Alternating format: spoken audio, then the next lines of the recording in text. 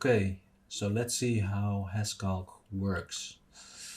Hazcalc is built up in an online environment um, where several predefined areas must be filled in before you can create an assessment. First of all, we have to add a company name. Here, predefined, I had Hazcam,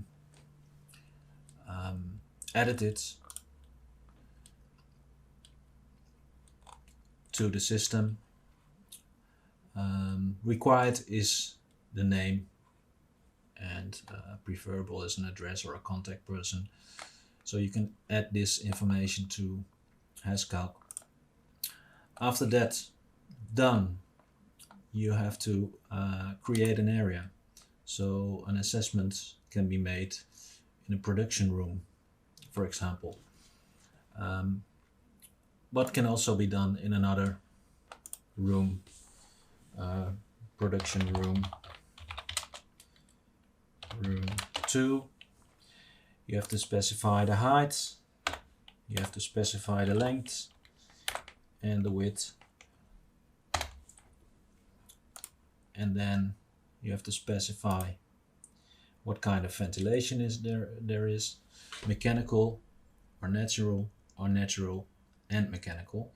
We choose for mechanical, and the capacity has to be filled in.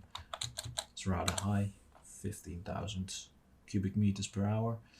And then what we have to say something about the ventilation. Is it going upwards? Is it going to the short side or the long side?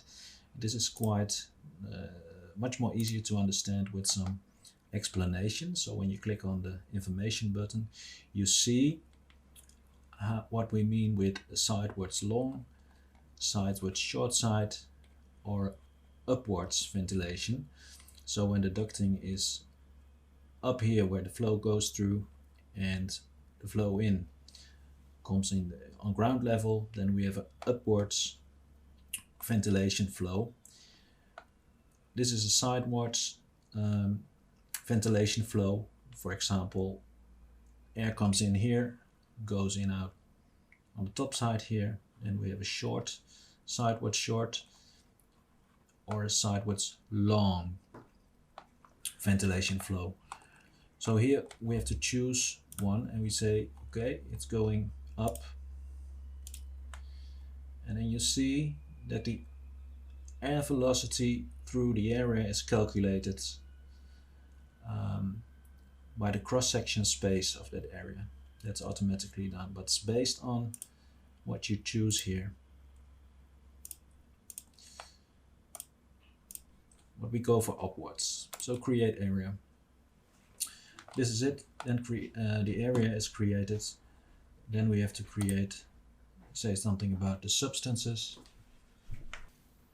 Predefined within the tool are over 250 substances, and they are in there by default. You can change them, but not the default one. To change, you have to say duplicate, and a copy is made. And here you can change parameters if you want to, and say save changes. For now we cancel that. So after this all is done, you can create an assessment by just clicking create. And here you can say, okay, the company we created, you can select it here, click next, say something about what kind of assessment you want to make. The location, inside, outside, you have to choose the substances. The type of release. We have 5 sorts of releases that can be calculated and evaluated, and these are all within the information button explained. So the help function is quite extensive. You can upload an image and then go on with the release assessment. After that, the ventilation assessment, has to be made. Yes, to say, at the end you can do the classification where the hazardous areas comes out, and the extent of the hazardous area, and you can finalize it with some remarks and advice.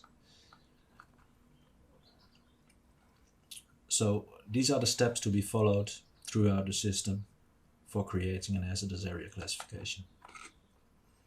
You can always look at the manual. There's also explained how these things work.